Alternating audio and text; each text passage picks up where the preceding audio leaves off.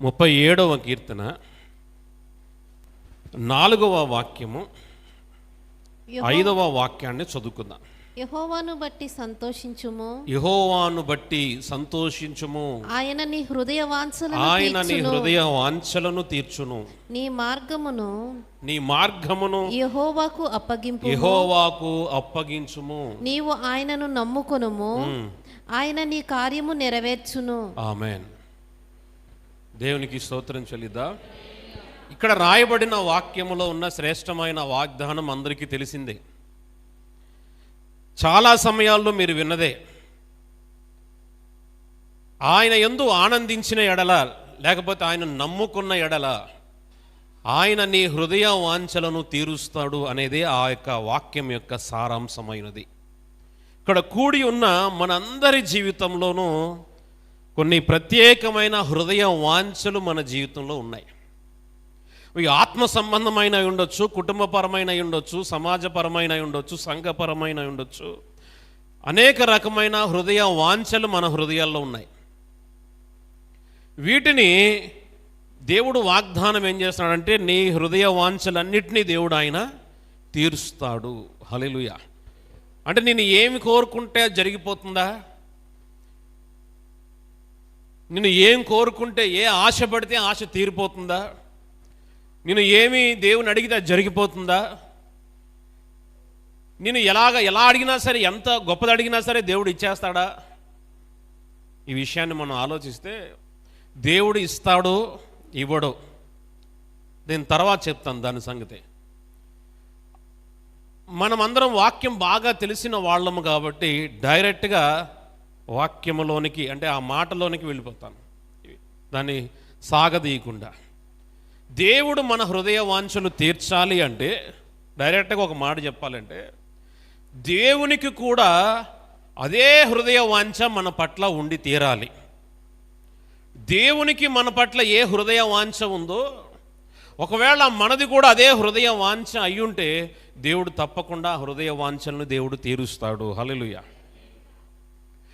దేవుని హృదయ వాంఛ వేరు, నువ్వు అడిగేది వేరు.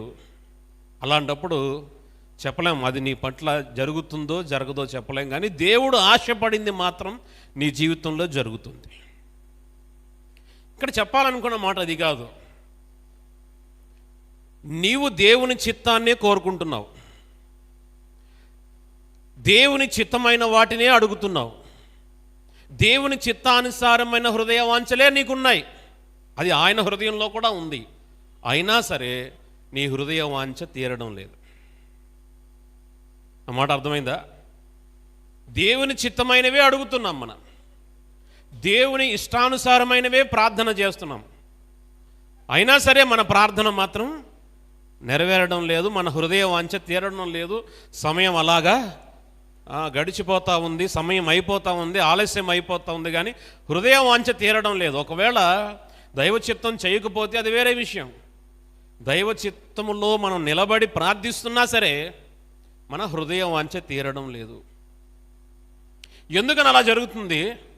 ఒకవేళ దేవుని చిత్తం ఉన్నా సరే, దేవుని హృదయ వాంఛ ఉన్నా సరే, మన పట్ల అది జరగకుండా కూడా ఉండే అవకాశాలు ఉన్నాయా?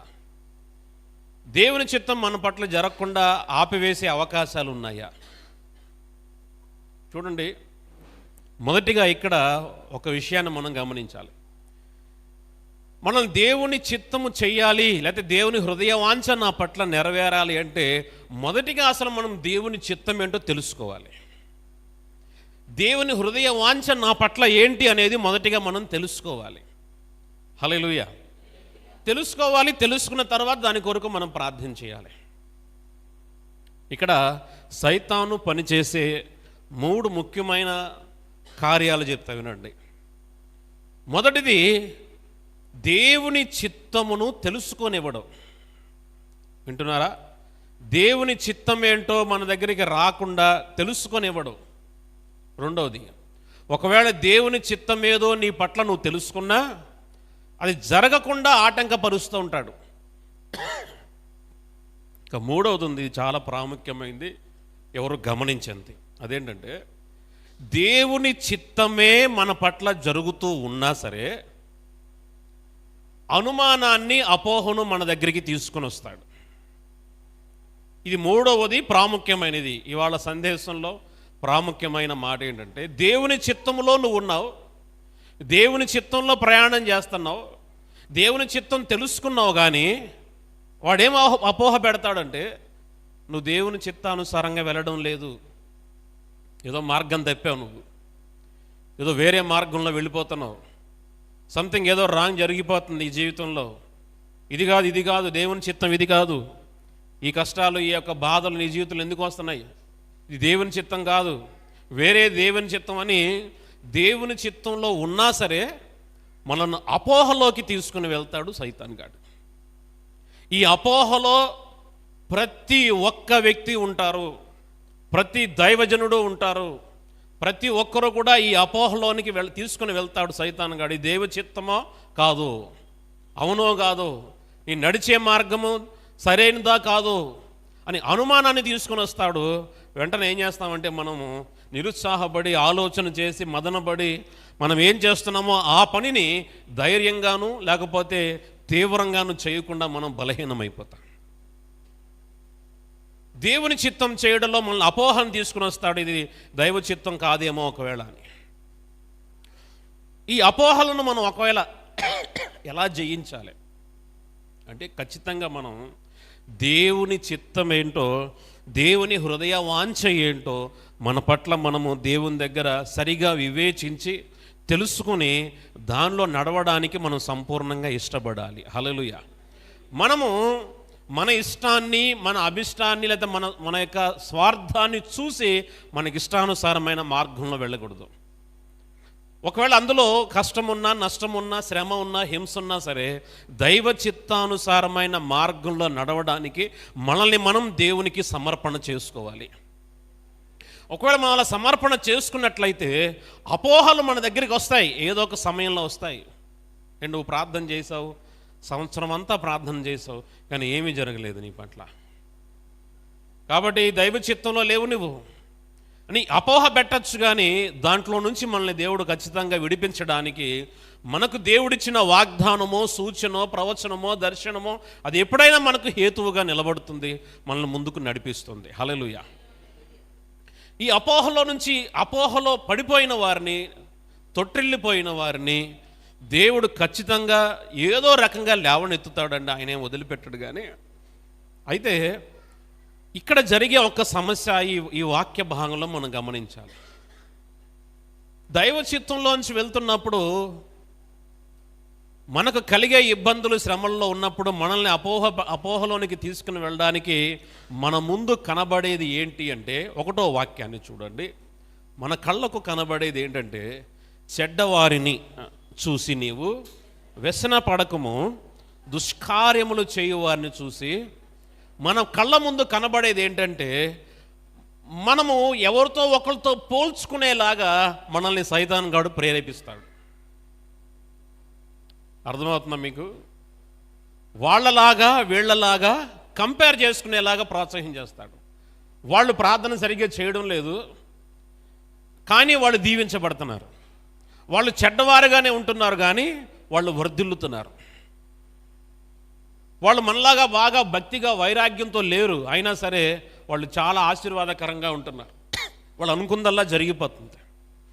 వాళ్ళ కుటుంబాలు బాగున్నాయి, కానీ ప్రార్థన చేస్తున్నా, దేవుణ్ణి స్తుతిస్తున్నా, ఆరాధన చేస్తున్నా, నా జీవితంలో మాత్రము ఏ విధమైన అభివృద్ధి లేదు, ఆశీర్వాదం లేదని వాళ్ళతో లేకపోతే ఎవరో ఒకళ్ళతో కంపేర్ చేసుకునేలాగా మన ముందు ఎవరో ఒకరిని చూపిస్తాడు సైతాన్. హల్లెలూయా. అందుకే ఈ కీర్తనలో చెప్తున్నాడు భక్తుడు ప్రవచనాత్మకంగా ఏమనంటే, ఎవరిని చూసి, గుర్తుపెట్టుకోండి, మనిషి దుఃఖానికి మొట్టమొదటి కారణం ఏంటంటే, ప్రపంచంలో క్రైస్తవులైనా క్రైస్తవేతరులైనా ఎవరితో ఒకరితో పోల్చుకోవడమే దుఃఖానికి కారణం.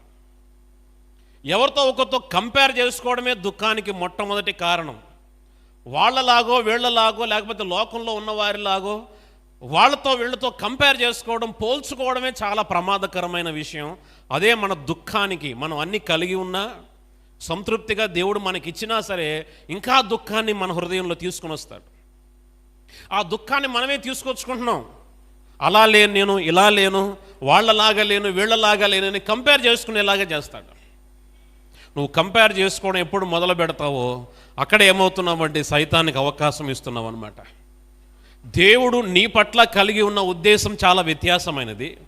నీ పట్ల కలిగి ఉన్న ఉద్దేశం చాలా ఉన్నతమైనది. నువ్వు వారిని వీరిని కంపేర్ చేసుకొని చూడక్కర్లేదు, కానీ దేవుని వైపు గనక చూసి నీ యొక్క మార్గాన్ని దేవునికి అప్పగించుకోగలిగితే దేవుడు ఏమంటే ఆయన నీ కార్యమును తప్పకుండా నెరవేరుస్తాడు. హల్లెలూయా. వారిని వీరిని కంపేర్ చేసుకొని చూడొద్దు, పోల్చుకొని చూడొద్దు. నీకు నువ్వే ఏం చేస్తావంటే దేవుని వైపు చూడు. నీకు దేవుడు ఏర్పరిచిన ఆ మార్గాన్ని దేవునికి అప్పగించుకో. ఆ మార్గంలో ప్రయాణించడానికి సిద్ధపడు. ఆ మార్గంలో నిన్ను అప్పగించుకున్నట్లయితే, నమ్ముకున్నట్లయితే దేవుడు తప్పకుండా ఉన్నతమైన స్థానంలో దేవుడు నిన్ను నిలబెట్టగలిగిన వాడై ఉన్నాడు. మనం ఎవరితో కంపేర్ చేసుకోకర్లా. మన పట్ల దేవుని చిత్తం ఏదైనదో ఆ చిత్తంలో మనల్ని దేవుడు ఉన్నతంగా నిలబెడతాడు. హల్లెలూయా. మనం అనుకుంటాం అలా అయితే బాగుండు, ఇలా అయితే బాగుండు, అలా జరగలేదు, ఇలా జరగలేదు అనుకుంటాం, అలా లేదు ఇలా లేదు అనుకుంటాం. ఏది లేదు, ఏది ఉంది అని ఎప్పుడూ కూడా మనం అనుకోవాల్సిన అవసరం లేదు. నువ్వు దేవుని చిత్తంలో ఒకవేళ అడుగు వేయడం ప్రారంభిస్తున్నట్లయితే నీకు ఏమేమి కావాలో అవన్నీ కూడా దేవుడు నీ ముందుకు తీసుకొని వస్తాడు. ఆ సమయానికి దేవుడు ప్రతి అవసరాన్ని తన మహిమలో నుంచి దేవుడు నీకు దయచేయగలిగిన వాడై ఉన్నాడు. నువ్వు ఆయన చిత్తంలో నిలబడి ఆయన వైపు మాత్రం చూస్తే చాలు. హల్లెలూయా. కంపారిటివ్గా ఉండొద్దు. వాళ్ళతో వీళ్ళతో పోల్చుకోవాల్సిన అవసరం లేదు. అయితే ఇక్కడ దేవుడు తన మన హృదయ వాంఛలను తీరుస్తాడు. ఏ సమయంలోనైనా తీరుస్తాడు. ఒకవేళ మన మార్గములను మనం దేవునికి అప్పగించుకోవాలనుకుంటున్నప్పుడు మనం ఒక వ్యక్తిని జ్ఞాపకం చేసుకోవాలి. అది ఎవరంటే యోసేపును మనం ఒకసారి జ్ఞాపకం చేసుకోవాలి. యోసేపును యోసేపు దేవుడు చూపించిన దర్శనమో లేకపోతే దేవుని ఉద్దేశమో దేవుని సంకల్పమో చాలా ఉన్నతమైనది యోసేపు ఎడల. కానీ యోసేపు వెళుతున్న మార్గం ఎలా ఉందంటే అంతా తిరస్కారము, అంతా నిందలు, అంతా అవమానము, అంతా అతని జీవితంలో అతను అనుకున్నట్లుగా మాత్రం ఏది జరగడం లేదు. అది మాత్రం గ్యారంటీ. అతను అనుకున్నట్లుగా జరగడం లేదు. నేను అనుకుంటున్నాను యోసేపు అలా అనుకోలేదు, కానీ నేను అనుకుంటున్నాను యోసేపు ఉన్న స్థానంలో ఒకవేళ నేనుంటే గనక ఎన్నోసార్లు అపోహపడేవాడిని దైవ చిత్తాన్ని. ఎందుకోసం అంటే దేవుడు నాకు చూపించిన దర్శనం ఏంటి, నేను వెళుతున్న మార్గం ఏంటి. నేను వెళ్ళేదేమో చెరసాలకి వెళ్తున్నాను, నేను వెళ్ళేదేమో నిందలకు వెళ్తున్నాను, నేను వెళ్ళేదేమో అమ్మబడుతున్నాను, నేను గుంటలో పడుతున్నాను, బానిసగా వెళుతున్నాను. దేవుడు చూపించిన దర్శనం వేరు. మనం ఏమనుకుంటామంటే దేవుడు నన్ను ఇలా నడిపించాలి అనుకుంటాం మనం. కానీ దేవుడు ఏం చేస్తున్నాడంటే వేరే మార్గంలో మనల్ని నడిపిస్తున్నాడు. అలా నడిపించడం వెనకాల దేవుని యొక్క గొప్ప ప్రణాళిక మన ఎడల దాగి ఉన్నదండి. హల్లెలూయా. కానీ దాన్ని మనం గుర్తెరగడానికి సమయం పట్టొచ్చు. కానీ యోసేపులాగా మనం ఏం చేయగలగాలంటే దేవుడు నడిపిస్తున్న మార్గాలకు మనల్ని మనం అప్పగించేసుకోవాలి. హల్లెలూయా. మనం అప్పగించుకోవాలి. మన మార్గములను దేవునికి అప్పగించుకోవాలి. దైవ చిత్తానికి మనల్ని మనం అప్పగించుకోవాలి. ఒకవేళ ఏ దాసుడు, ఏ వ్యక్తి అయినా సరే, ఏ విశ్వాసి అయినా, ఏ కుటుంబమైనా సరే దైవ చిత్తంలో నుంచి వెళ్తున్నట్లుగా ఎన్ని నిందల అవమానములు ఎదురవుతున్నా సరే, ఎటు వెళ్ళిపోతున్నామో మనం చివరికి చెరసాల ద్వారాలు మూయబడినప్పుడు కూడా యోసేపు అపోహపడలేదు, కానీ నాలాంటి వ్యక్తి అయితే అపోహపడి ఉండేవాడు. కానీ యోసేపును దేవుడు ఆ సమయమందు గుర్తుపెట్టుకున్నాడు, జ్ఞాపకం చేసుకున్నాడు. యోసేపును దేవుడు ఆశీర్వదించాడు. హల్లెలూయా.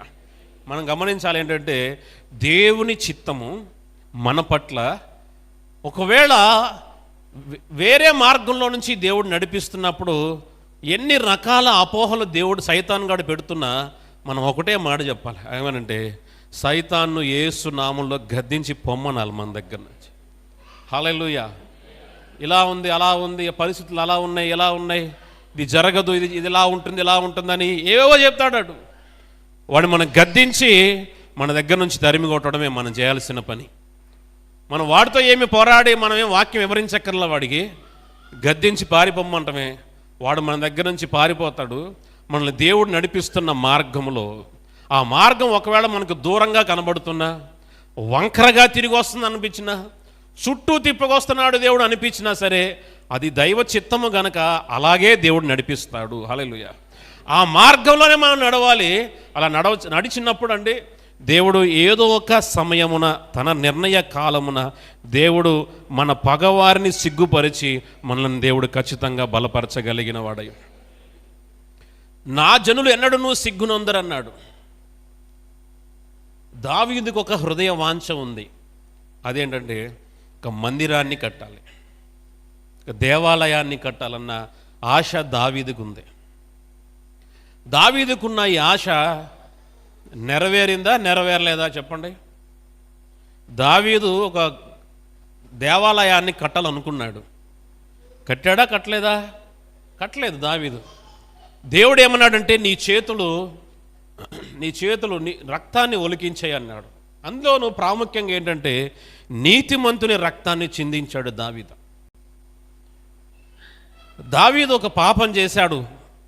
పరాయి భార్యను, సైనికుడి యొక్క భార్యను అతను పాపము చేసి పెళ్లి చేసుకున్నాడు. దావీదు నీతిమంతుడైన ఊరియాను చంపించాడు. దేవుడు అన్నాడు దావీదు జీవితంలో చేసిన ఒకే ఒక్క పాపం ఏదన్నా ఉందంటే అదొక్కటి మాత్రమే అని దేవుడు దావీదును గద్దించాడు. అయితే దావీదు ఆ పాపం చేసిన తర్వాత నాతాను ప్రవక్త అతను హెచ్చరించిన తర్వాత పశ్చాత్తాపడి 51వ కీర్తన రాసుకున్న తర్వాత దావీదు ఆ యొక్క పశ్చాత్తాపం పడి ప్రాయశ్చిత్తం చెంది కన్నీళ్లతో దేవుని దగ్గర ఒప్పుకున్న తర్వాత దేవుడు తన పాపాన్నంతటిని కొట్టివేశాడండి. హల్లెలూయా. నేను ఇక్కడ ఒక మాట చెప్తాను, ఏమనంటే దేవుడు దావీదు ఎడల ఒక ఉద్దేశాన్ని కలిగి ఉన్నాడు. కానీ అతను పాపము చేయడం వలన ఆ ఉద్దేశం ఏమైందంటే పక్కకు వెళ్ళిపోయింది. అనుకోండి, కాసేపు అనుకోండి. అలాగా దావీదు తప్పు చేశాడు, పాపం చేశాడు కాబట్టి అతని పట్ల దేవుని చిత్తం నెరవేరకుండా పక్కకు తొలగించబడిపోయింది, పక్కకి వెళ్ళిపోయింది ఆ చిత్తం. దావీదు ఏం చేశాడంటే మరలా పశ్చాత్తాపడ్డాడు. హల్లెలూయా. ప్రాయశ్చిత్తం పడ్డాడు, కన్నీటితో ప్రార్థన చేశాడు. నీ కృప దయచేయి ప్రభువా, నీ చిత్తం జరిగించు ప్రభువా, నన్ను కడుగు ప్రభువా అని మరలా ఎప్పుడూ ఆ పాపం జ్ఞాపకం రానంతగా అతను శుద్ధి చేయబడ్డాడు, కడగబడ్డాడు దావీదు. ఇప్పుడు మీరు చెప్పండి, దావీదు దేవాలయాన్ని కట్టలేదు, కానీ దేవుడు ఏం చేశాడంటే దావీదు కొడుకు ద్వారా ఆ ఆలయాన్ని కట్టించాడు. ఇక్కడ ఒక విషయాన్ని మీరు గమనించండి. దావీదు హృదయ వాంఛ ఆలయం కట్టాలని. ఆ హృదయ వాంఛ తీరిందా తీరలేదా? దేవుడు కట్టించాడా కట్టించలేదా? దేవుడు తన ఆలయాన్ని తన కొడుకు ద్వారా దేవుడు కట్టించాడు. దేవుడు దావీదు హృదయ వాంఛను అతడు చనిపోయిన తర్వాత కూడా తీర్చాడు. హల్లెలూయా. అతడు లేకపోయినా సరే భౌతికంగా దావీదు హృదయ వాంఛను దేవుడు తీర్చాడు. హల్లెలూయా. ఇక్కడ మనం గమనించాల్సింది ఏంటంటే దేవుడు పశ్చాత్తాపడిన వ్యక్తిని మరలా లేవనెత్తుతాడు. ఒకవేళ దేవుని చిత్తం నుంచి తొలగిపోయినా మరలా నూతన పరిచి అతని పట్ల తన చిత్తాన్ని ఖచ్చితంగా దేవుడు నెరవేర్చి తీరుతాడు. హల్లెలూయా. ఆ సమయంలో ఒకవేళ మన ద్వారా జరగకపోతే, వయసు అయిపోతే, మన పిల్లల ద్వారానైనా సరే దేవుడు తన చిత్తాన్ని నెరవేరుస్తాడు. ఆమెన్. మన సంతానం ద్వారానే దేవుడు తన చిత్తం నెరవేర్చుకుంటాడు. నేనైతే నా ఉద్దేశం అది కాదు, కానీ పశ్చాత్తాపడిన ప్రతి ఒక్కరిని దేవుడు మరలా నూతనపరిచి తన చిత్తంలోనికి నడిపించి వారి ద్వారా తన చిత్తాన్ని దేవుడు నెరవేర్చుకుంటాడండి. హల్లెలూయా. అందుకనే దేవుడికి ఏం పేరుందంటే దావీదు కుమారుడా అని పిలువబడ్డాడు. ఎందుకని దావీదు కుమారుడు అయ్యాడు అంటే ఆయన దావీదులాగా ఎవరు పశ్చాత్తాపడతారో వారందరికీ కూడా ఆయన దావీదు కుమారుడని పిలవడానికి యోగ్యమైన ఒక పేరును దేవుడు ఇచ్చాడు. దావీదు పశ్చాత్తాపడితే దేవుడు వేరే దేవుడిని పిలిపించుకోవచ్చుగా, వేరే ఎవరైనా కుమారుడని పిలిపించుకోవచ్చుగా. కానీ దావీదు కుమారుడు అని ఎందుకు పిలువబడ్డాడు అంటే పశ్చాత్తాపడిన వారిని దేవుడు ఆ విధంగా హెచ్చిస్తాడని గుర్తుగా చెప్పడానికి దావీదు కుమారుడా అని పిలువబడ్డాడు. మనము కూడా ఈ దినమున దావీదు కుమారుడా అని మనం పిలవగలుగుతున్నామంటే పశ్చాత్తాపడగలిగినట్లయితే ఒకవేళ దేవుని చిత్తంలో నుంచి తొలగిపోతున్నామని తెలుసుకొని మనం ప్రాయశ్చిత్తం చేయగలిగితే, కన్నీరు కార్చగలిగితే, తిరిగి మరలా దేవుడు తన చిత్తంలోనికి మనల్ని నడిపించుకుని వెళ్తాడు. హల్లెలూయా, నడిపించుకెళ్తాడు. ఇక్కడ ఒక ప్రశ్న, ఒకవేళ నేను దేవుని చిత్తం ఏదో తెలుసుకోకుండా తప్పిపోయి వెళ్ళిపోతున్నాను, చాలా దూరం వెళ్ళిపోయిన తర్వాత నేను తెలుసుకున్నాను, పశ్చాత్తాపడ్డాను, అప్పటికి సమయం అంతా అయిపోయింది, దేవుని చిత్తం నా పట్ల నెరవేర్చబడేంత జ్ఞానము, వయసు, బలము నాలో లేదు, చాలా దూరం వెళ్ళిపోయాను నేను, అప్పుడు తెలుసుకున్నాను నేను చాలా తప్పు చేశాను, పశ్చాత్తాపడ్డాను, అప్పుడు నా పట్ల మరి దేవుడు ఎలాగా కార్యం చేస్తాడు? వినండి, మనం ఒకవేళ వయసు దాటిపోయి వెళ్ళిపోతున్నాం, దైవ చిత్తాన్ని దాటిపోయి, అంటే దేవుడు మరలా వయసుని ఇస్తాడా? మరలా యవ్వన బలాన్ని, మరలా ఆ యొక్క హుషారుని మరలా దేవుడు ఇవ్వలేడు. దేవుడు ఇవ్వడు ఎవరికి అలా, మరలా యవ్వనాన్ని ఇవ్వడు. మరలా సమయం వచ్చుద్దా? మరలా పోయిన సమయం మరలా రాదు కదా. మరి దేవుని చిత్తం మన పట్ల ఎలా నెరవేరుతుంది అంటే, నువ్వు ఎంత సమయం ముందుకు వెళ్ళిపోయావో అంత సమయంలో జరగాల్సిన పనిని కొంత సమయంలోనే జరిగేలాగా దేవుడు చేస్తాడు. అర్థమైందండి మీకు? దేవుడు నీ పట్ల దేవుడు ఒక 5 సంవత్సరాల కాలంలో, 10 సంవత్సరాల కాలంలో దేవుడు గొప్ప పని నీ ద్వారా జరిగించాలని దేవుడు ఆశపడ్డాడు. నువ్వు దైవ చిత్తాన్ని తెలుసుకోకుండా వెళ్ళిపోయావు, 10 సంవత్సరాల ముందుకు వెళ్ళిపోయావు. మరి ఈ సమయం అంతా దేవుడు తిరిగి ఇవ్వలేడు, కానీ ఈ 10 సంవత్సరాల పనిని 1 సంవత్సరంలోనే చేయగలిగేలాగా దేవుడు కృప ఇస్తాడు మనకి. దేవుడు ఈ తక్కువ సమయంలోనే ఎక్కువ పనిని, ఏదేమైనా ఆయన నమ్మదగిన వాడు గనుక నీ పట్ల ఆయన చిత్తమును మాత్రము ఎవరు తొలగించలేరు, ఎవరు తప్పించలేరు. ఖచ్చితంగా అది నెరవేరు తీరుతుందండి. హల్లెలూయా. అందుకనే మనము ఆయన దావీదు కుమారుడని, దావీదు దేవుడని మనం పిలవగలుగుతున్నాము. ఈ రాత్రి మనం కూడా మనం పిలవగలిగిన వారమై ఉన్నాం. నా పట్ల నా యొక్క వ్యక్తిగత జీవితం పట్ల, నా కుటుంబం పట్ల, నా సహవాసం పట్ల, నా సంఘం పట్ల, నా యొక్క పరిచర్య పట్ల దైవ చిత్తమును నేను తెలుసుకొని దైవ చిత్తములు వెళ్ళడానికి ఎన్ని ఆటంకములు, అభ్యంతరములు కలుగుతున్నా సరే, అందులో నా మార్గాన్ని దేవునికి అప్పగించుకోగలిగిన ఎడల నిశ్చయముగా దేవుడు చివరి సమయంలోనైనా సరే, అట్ ద లాస్ట్ మూమెంట్, దేవుడు తన చిత్తమును మన పట్ల నెరవేర్చే మనల్ని తీసుకుని వెళ్తాడు. హల్లెలూయా. అలా జరగాలనే మనం ప్రార్థన చేయాలి. నా పట్ల నీ చిత్తము ఖచ్చితంగా సంపూర్ణంగా జరగాలి. నా పట్ల, నా ద్వారా నువ్వు చేయవలసిన కార్యములను ఈ భూమి మీద సంపూర్ణంగా జరిగించమని మనం ప్రార్థన చేయాలి. ఎన్నో రకాలుగా అపోహలను, అనుమానాలను అపవాది, సైతాను తీసుకుని వస్తుంటాడు, కానీ వాటి మీద మనం ఎంత మాత్రం మనం వాటి మీద దృష్టి పెట్టవలసిన అవసరం లేదు. ఎవరితోనూ మనం కంపేర్ చేసుకోవాల్సిన అవసరం లేదు. ఎవరి వైపు మనం చూడవలసిన అవసరం లేదు. మనం చూడాల్సింది ఎవరిని అంటే, మన ముందు మాదిరిగా నడిచిన భక్తుల్ని మాత్రమే మనం చూడాలి. వారి మాదిరిని మాత్రమే మనం వెంబడించాలి. వారి అంతే తప్ప ఈ లోకంలో వర్ధిల్లుతున్న వారిని, లేకపోతే బాగుపడుతున్న వారిని, ఆశీర్వదించబడుతున్న వారిని వీరిని చూసి కంపేర్ చేసుకొని నేను అలా ఉన్నాను, నేను ఇలా లేను, ఆరోగ్యంగా ఉన్న వారిని చూసి నాకు ఇలా లేదు, లేకపోతే వాళ్ళు అలా ఉన్నారని ఎప్పుడు ఏదో ఒక కొరత నీ జీవితంలో ఎక్కడో ఒక చోట ఉండకుండా మాత్రం ఉంటుంది. ఆ కొరత దేవుడు ఉంచుతాడు మన జీవితాల్లో. ఆ లోటుని దేవుడు మన జీవితంలో ఉంచుతాడు. కొన్ని ముళ్ళు దేవుడు మన జీవితంలో పెడతాడు. కొన్ని రకాలైన మార్గాల గుండా దేవుడు మనల్ని నడిపిస్తాడు. అలా నడిపిస్తున్నప్పుడు మనం ఎంత మాత్రము దేవుని చిత్తాన్ని అపనమ్మిక కలిగి ఉండకూడదు. దేవుడు నన్ను వాడుకుంటాడో వాడుకోడో, దేవుడు నన్ను నడిపిస్తాడో నడిపించడో, నా వల్ల అవుతుందో లేదో, నీ వల్ల నా వల్ల ఏది జరగదు. దేవుని వల్ల మాత్రమే సమస్తము జరుగుతాయి. మన వల్ల జరగదు కాబట్టే ఆయనకు నీ మార్గములను ఏం చేయాలంటే నీవు అప్పగించుకోవాలి. హల్లెలూయా. ఆయనకు నీ మార్గములను అప్పగించుకోవాలి. రెండో మాట చెప్తున్నాడండి ఇక్కడ, రెండో వాక్యంలో, దుష్కార్యములు చేయువారిని చూచి నీవు మత్సర పడకము, అసూయ పడకు, ద్వేషించమాకు. ఇక్కడ ఒక దైవిక విషయాన్ని మీకు చెప్పి ముందుకు వెళ్తాను. మత్సరము అనేది, అంటే అసూయ అనేది వీరికి ఉంది వీరికి లేదని చెప్పడానికి అవకాశం లేదండి. ఎవరికి లేని వాళ్ళు ఎవరు ఉండరు.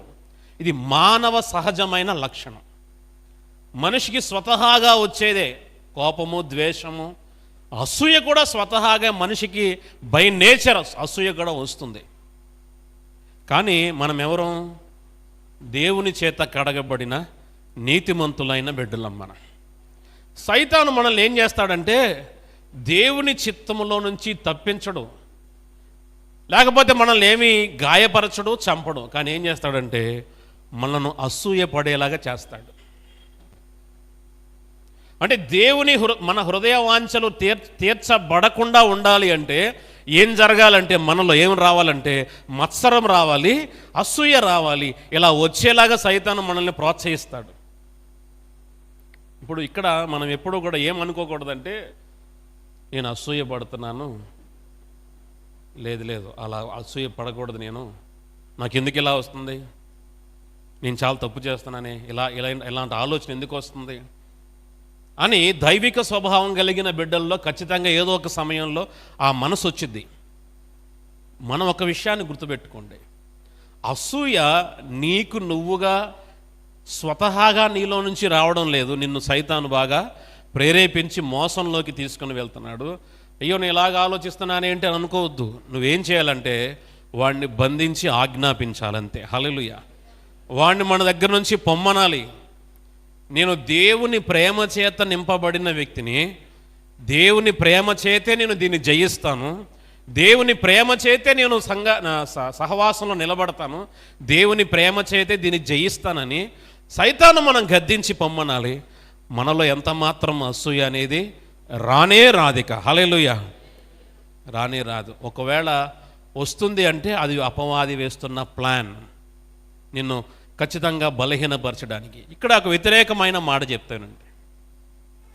కాదండి నాలో ఏ అసూయ లేదు, ద్వేషం లేదు, నాకు విరోధంగా కొంతమంది అసూయ పడుతున్నారు, ద్వేషిస్తున్నారు, మరి వాళ్ళ సంగతి ఏంటి, నేనేం చేయాలి? జాగ్రత్త వినండి. దేవుడు ప్రతి ఒక్కరికి కొంత ప్రతిఫలాన్ని ఇస్తాడు, కొంత ఫలాన్ని ఇస్తాడు. చేసిన పనికి, చేసిన పనులకు దేవుడు ఫలాన్ని ఇస్తాడు. బోయజు రూతుతో ఏమన్నాడంటే నువ్వు చేసిన దానికి యెహోవా నీకు ప్రతిఫలం ఇచ్చును అన్నాడు. ఆమె ఏం చేసిందంటే నీతిగా ప్రవర్తించింది, న్యాయంగా ఉంది. అంతేకాదు పౌలు గారు ఏమనంటే క్రీస్తునందు నీ ప్రయాస వ్యర్థం కాదన్నాడు. దేవుడు ప్రతిదానికి ప్రతిఫలం ఇస్తాడు. అయితే మనల్ని దూషించిన వారిని, అసూయ పడిన వారిని, ద్వేషించిన వారిని తిరిగి మరలా మనం ఏమనకుండా ఉంటే రెట్టింపు ప్రతిఫలం ఇస్తాడు వాళ్ళకి. హల్లెలూయా. వాళ్ళు మన మీద మన అవకాశం వచ్చినప్పుడు చడామడా ఏదో 4 మాటలు అన్నారు, నీకు కూడా వచ్చింది ఒక అవకాశం, అప్పుడు మాత్రం నువ్వు మౌనంగా ఉన్నావు. సౌలు అంటాడు దావీదుతో, నేడు నా ప్రాణాన్ని నీవు చంపాల్సినంత అవకాశం నీకు వచ్చినా సరే వదిలేసావు కాబట్టి యెహోవా నీకు తప్పక ప్రతిఫలం ఇస్తాడు అంటాడు.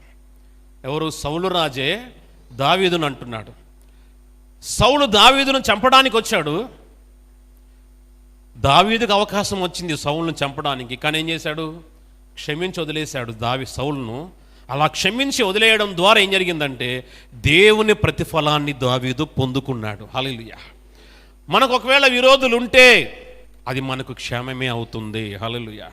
ఒకవేళ ద్వేషించేవారు ఉంటే, అసూయ పడేవారు ఉంటే అది మనకు క్షేమమే అవుతుంది. ఎందుకని మనం ఒకవేళ మౌనము దాల్చి వారి విషయమై సహనం కలిగి ఉన్నట్లయితే, క్షమించగలిగిన వారమైతే దేవుడు నిశ్చయముగా నీకు రెట్టింపు ప్రతిఫలాన్ని దేవుడు దయచేయగలిగిన వాడై ఉన్నాడు. వ్యసన పడకము అంటున్నాడు. ఇదే మన యొక్క తొలగిపోవడానికి గల కారణం ఏంటంటే అసూయ, మత్సరపడడం, అవతల వ్యక్తిని ఏదో రకంగా బాధ కలగాలని కోరుకోవడం. ఈ లక్షణాలు మనవి కాదు, దేవుని బిడ్డలవి కానే కావు, సైతానువి, అపవాదిలో నుంచి వస్తున్నాయి ఇవన్నీ. కానీ వీటిని మనం వచ్చినప్పుడే ఏమీ లేదు, దేవుని ప్రేమతో చిరునవ్వుతో వాటిని పక్కన పెట్టి సైతాను గారిని గద్దించి వాటిని మనము ఆ దేవుని ప్రేమను మన మీద కుమ్మరించమని అడగగలిగితే దేవుడు వెంటనే మనలో నుంచి వాటన్నిటిని తొలగించేసేస్తాడు. హల్లెలూయా. వాటితో మనం రోజంతా పోరాడి ప్రార్థన చేసి ఏమీ కంగారు పడాల్సిన అవసరం లేదు. వాడిని గద్దించి ఆజ్ఞాపించడమే వాడు మన దగ్గర నుంచి పారిపోయినప్పుడు మొత్తం మనలో నుంచి ఇది అపవాది వేస్తున్న ప్రణాళిక. ఎప్పుడైనా సైతానుకు బాధ కలిగే విషయాలు మనం బోధిస్తున్నప్పుడు నోరు నొక్కడానికి బలహీనపరచడానికి వాడు ప్రయత్నిస్తూ ఉంటాడు. అయినా సరే దేవుని యొక్క సందేశము, దేవుని మాటలను, సమయాన్ని ఎవరూ తప్పించలేరండి.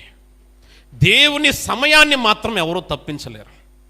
నేను అనుకుంటున్నాను ఒకసారి ఏమనంటే, చాలామంది ఏమంటారంటే మా కుటుంబాన్ని అపవాదిలా చేశాడండి, నా వ్యక్తిగత జీవితాన్ని అపవాదిలా గాయపరిచాడు, ఇలా చల్లాచెదురు చేశాడు, ఊహించకుండా ఇలా జరిగింది, ఆర్థిక స్థితిగతులన్నీ ఒక్కసారిగా ఇదైపోయినాయి అని రకరకాలుగా చెప్తూ ఉంటారు. నేను అంటున్నాను చూడండి, ఒకవేళ అపవాది సైతాను ఒక దేవుని బిడ్డను శోధించడానికి అంతగా ప్రయాసపడుతుంటే, అపవాది అంత ప్రయాసపడతా ఉంటే, మరి ఆ వ్యక్తిని బలపరచడానికి దేవుడు ఇంకెంత ప్రయాసపడతాడు? ఆ వ్యక్తిని దేవుడు ఉజ్జింప చేయడానికి ఇంకెన్ని ప్రణాళికలు వేస్తాడు? అపవాదికే అన్ని రకాల ఆలోచనలు ఉంటే మరి దేవునికి ఇంకెన్ని ఆలోచనలు ఉంటాయి? వాడు ఊహించని సమయంలోనే దేవుడు తన బిడ్డలను బలమైన సైన్యంగా దేవుడు నిలబెట్టగలిగిన వాడై ఉన్నాడు. ఇప్పుడు దేవుడు మాట్లాడు అనుకుంటాడు, అప్పుడే దేవుడు మనతో మాట్లాడడం ప్రారంభిస్తాడు. వీరితో దేవుడు మాట్లాడు, వీరు పాపం చేసి వచ్చారు అంటాడు, కానీ దేవుడు స్పష్టంగా వారిని బలపరుస్తాడు. ఆ సమయం అందే దేవుడు వారిని లేవనెత్తుతాడు. ఇది దేవుని సమయం కాదు అని అనుకున్నప్పుడే దేవుడు ఊహించకుండా మనల్ని పైకి లేవనెత్తగలిగిన వాడై ఉన్నాడు. వ్యసన పడవద్దు, అసూయ పడవద్దు. ఒకవేళ అలాంటి ఉద్దేశము మన మధ్యలో ఎవరికీ లేవు. వాక్యంలో నుంచి వచ్చింది కాబట్టి ఆ విషయాన్ని చెప్పాలి కాబట్టి మీకు చెప్తున్నాను. మనమందరం దైవికమైన ప్రేమలో ఉన్నాము. మొదటి నుంచి నేను ఇక్కడ ఉన్నాను కాబట్టి నా సాక్ష్యం సత్యమైనదని నేను చెప్పగలను. మన మధ్యలో అటువంటి విద్వేషాలు ఏమీ లేవు. మనందరిలోనూ దేవుని ప్రేమ దేవుడు ప్రతిసారి పరిశుద్ధాత్మ ద్వారా కుమ్మరిస్తానే ఉన్నాడు. హల్లెలూయా.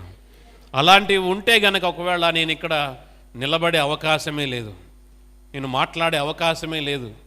దేవుని ప్రేమను బట్టే నేను ఇక్కడ నిలబడగలిగి ఉన్నాను, అంతే. మన మధ్యలో లేదు, కానీ ఒకవేళ ఎప్పుడైనా మన హృదయంలోనికి రహస్యంగా వాడు తీసుకొని వస్తుంటాడు. వాటిని మనం వెంటనే గద్దించాలి.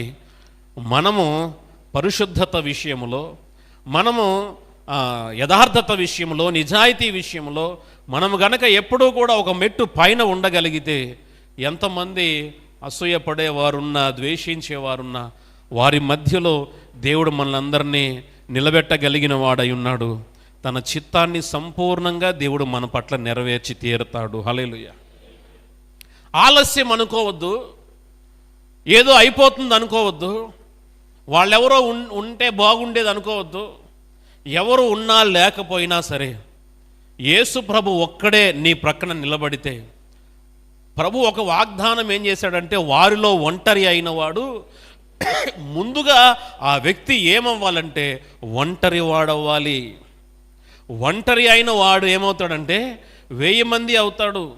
ఊరికే 30,000 మంది 3,000 మంది సైన్యం వస్తే దేవుడు యుద్ధము చేయనన్నాడు.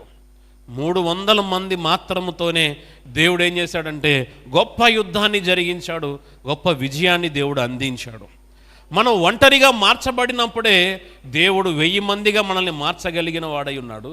గనుక మనతో వాళ్ళు లేరు వీళ్ళు లేరు అనుకోవద్దు.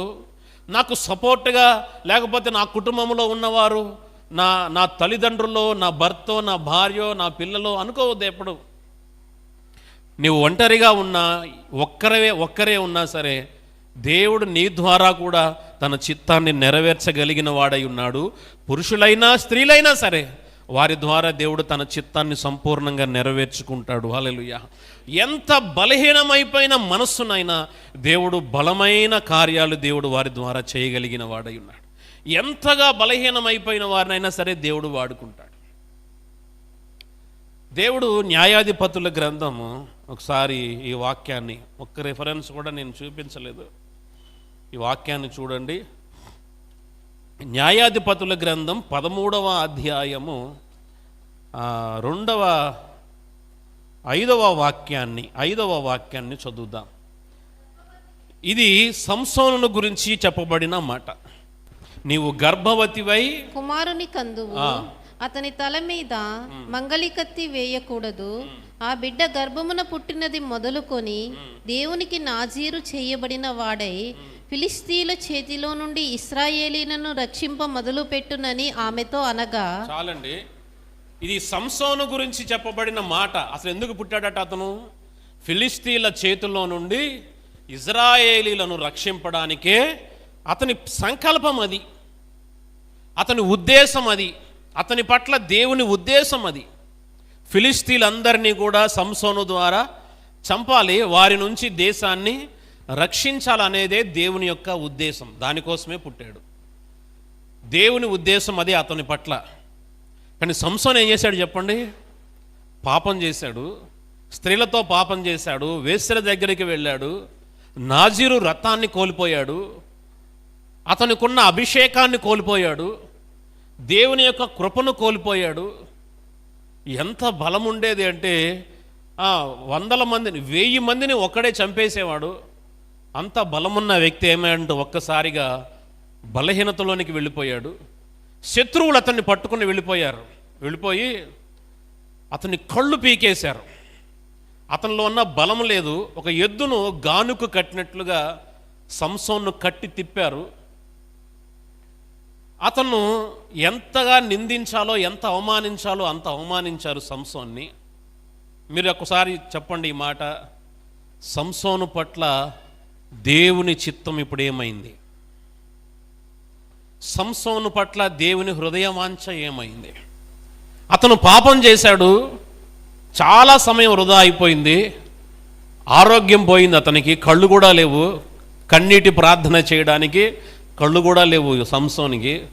చివరికి దాగోను కూడా వాళ్ళ గుడిలో పెట్టారు ఊరేగింపుగా అతన్ని చంపేద్దామని, మా దేవతకు బలిద్దామని అతను అక్కడ సంసోను తీసుకుని వెళ్ళారు. సంసోను ఆ సమయమందు చాలా మదన పడుతున్నాడు తన హృదయంలో. నేను అనుకుంటున్నానండి, సంసోనికి కళ్ళు లేకపోయినా కన్నీళ్ళు వచ్చేంతగా ఏడ్చుంటాడు. హల్లెలూయా. కళ్ళు లేకపోయి ఉండొచ్చు కానీ కన్నీళ్ళు వచ్చేంతగా ఏడ్చుంటాడు సంసోను. అంత దుఃఖపడి ఉంటాడు. సంసోను ఒక్క కోరాడండి, చివరి కోరిక ఏమనంటే, ఈ గుడికి ఆధారమైన 2 స్తంభాలు ఎక్కడైనా తీసుకెళ్ళండి, నా కళ్ళు లేవు కదా, తడిమి పట్టుకుంటానన్నాడు. సంసోను అక్కడికి వెళ్ళాడు. ఆ గుడికి ఆధారమైన 2 స్తంభాలు చేతులతో పట్టుకున్నాడు. పట్టుకున్నప్పుడు ఒక ప్రార్థన చేశాడు.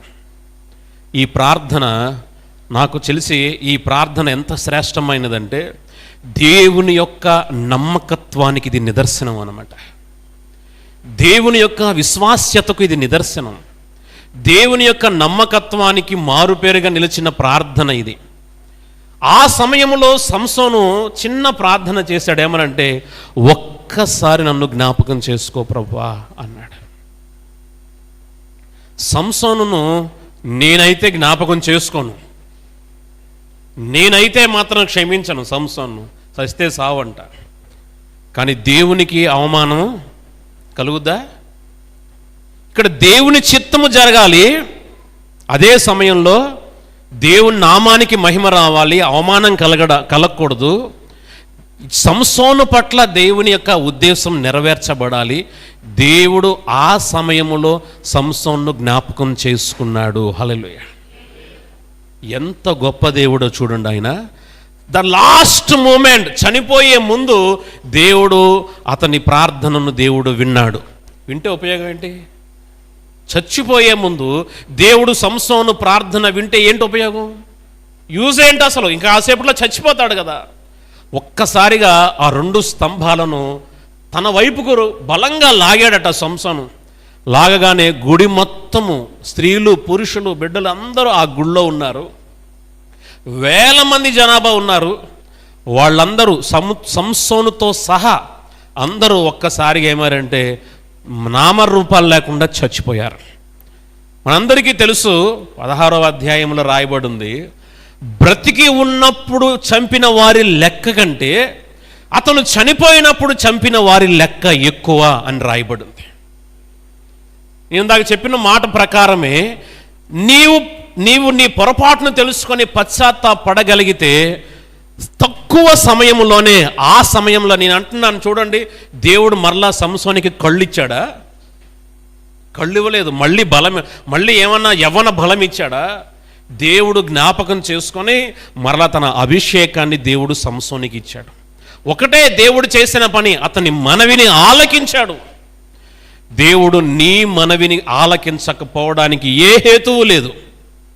నీ మనవిని అంగీకరించకపోవడానికి ఏ హేతువు లేదు.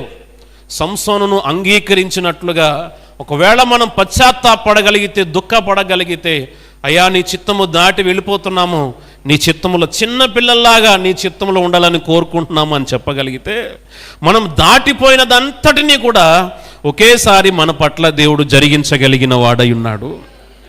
సంసోను ప్రార్థన విన్నట్లుగానే ఈ రాత్రి మన మరణ దినమున, చివరి సమయమున అయినా సరే దేవుడు మన ప్రార్థన విని తన కార్యములు జరిగించగలిగిన వాడై ఉన్నాడు. ఆయన నమ్మదగిన వాడు. నీ పట్ల తన చిత్తము, ఇప్పుడు ఏం చెప్పాలి అంటే, సంసోను పట్ల దేవుని హృదయ వాంఛ తీరిందా, తీరలేదా? దేవుని ఉద్దేశం నెరవేరిందా, నెరవేరలేదా? నీ పట్ల కూడా దేవుని ఉద్దేశం సంపూర్ణంగా నెరవేరుస్తాడు దేవుడు. సంపూర్ణంగా నెరవేరి తీరుతుంది నీ పట్ల కూడా. దేవుని హృదయ వాంఛ ఏమైనదో, నీ హృదయ వాంఛ ఏమైనదో నిశ్చయముగా నీవు దేవుని ఎడల ఆ నమ్మకాన్ని ప్రదర్శించగలిగితే నీవు నీ హృదయ వాంఛలను, దైవ చిత్తాన్ని దేవుడు నీ పట్ల తప్పకుండా తీర్చగలిగిన వాడై ఉన్నాడు. హల్లెలూయా. ఒక మాట చెప్పాడు ప్రభు, ఏమనంటే, యెహోవా యందు ఆనందించండి, యెహోవా యందు ఆనందించండి. ఎవరిని చూసి కంపేర్ చేసుకోకుండా, తమకున్నదాన్ని బట్టి, లేనిదాన్ని బట్టి, ప్రతి పరిస్థితుల్లో దేవుణ్ణి బట్టి సంతోషిస్తూ ఉంటారు, ప్రతి పరిస్థితుల్లో దేవుని బట్టి కొనసాగుతూ ఉంటారు. కన్నీళ్లతో ఉన్నా కూడా దేవుని మార్గములో అలాగే నడుస్తూ ఉంటారు. కలవరములు కలుగుతున్న అదే మార్గములు అలాగే వెళ్ళిపోతూ ఉంటారు. నిశ్చయముగా వారి హృదయ వాంఛలు తీర్చబడతాయి. నిశ్చయముగా వారి కార్యములను దేవుడు నెరవేర్చగలిగిన వాడై ఉన్నాడు. హల్లెలూయా. దేవుడి మాటలు మన వినికిడిలో దీవించునుగాక. చిన్న ప్రార్థన చేద్దాం. చిన్న ప్రార్థన చేస్తాను. అందరము కళ్ళు మూసుకొని ఏకీభవించండి. చిన్న ప్రార్థన చేద్దాం.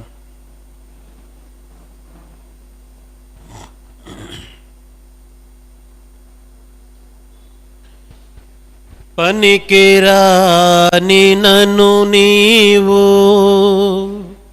పైకి లేపితివి,